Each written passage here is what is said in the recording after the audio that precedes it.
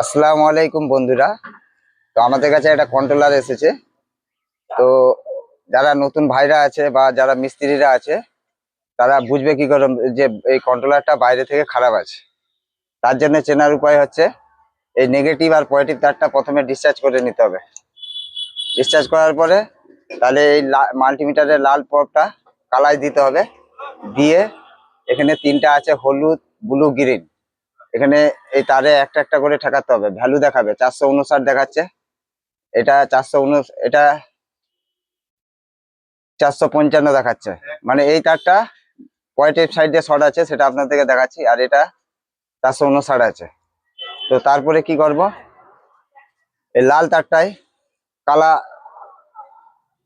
কালা প্রবটা দেবে। দেওয়ার পরে তাহলে হলুদে একটা চেক করলাম 457 দেখাচ্ছে, তা ব্লুটাই শর্ট দেখাচ্ছে। তাহলে এই ব্লু ট্যাপটা পজিটিভ সাইড থেকে শর্ট আছে, আর এদিকে এটা ভ্যালু দেখাচ্ছে। তো এটাই হচ্ছে সিস্টেম, হচ্ছে বাইরে থেকে চেনার উপায় কন্ট্রোলারটা।